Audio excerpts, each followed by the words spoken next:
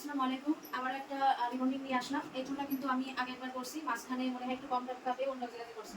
মানে একটু ওর চুল অনেক বেশি ঘন, আবার স্টুডেন্ট মানুষ অত বাজেট থাকে না, যার কারণে একটু কমে অন্য জায়গা থেকে করছিল আমাদের এখানেই।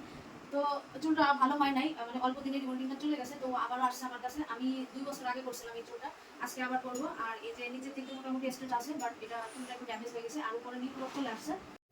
এই যে হচ্ছে ফাইনাল রেজাল্ট দেখতে পাচ্ছ।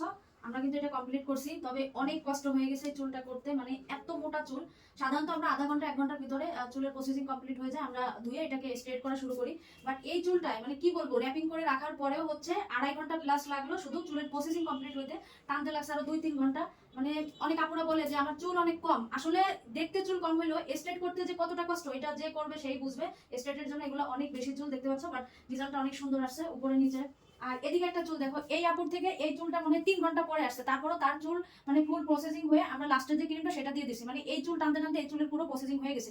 তো চুল আলাদা থাকে এবং প্রাইসটাও কিন্তু সেই হিসেবে। অনেক আপু মনে করে কি যে লম্বায় ছোট, এই জন্য মনে হয় প্রাইসটাও কম পড়বে। আসলে আমাদের ঘোরা, আমরা চুলের রিবন্ডিং এর প্রাইসটা হচ্ছে সবসময় চুলের গোছে কতটুকু, লম্বা কতটুকু, সবকিছু দেখে, চুল ড্যামেজ আছে কিনা বা চুল কতটা সিল্কি, সবকিছু দেখে দেন হচ্ছে আমরা ডিসাইড করি যে এটা কত প্রাইস পড়বে। তো শুধু লম্বা দেখে তোমরা বলবে না যে আমার চুল এতটুকু লম্বা এত টাকা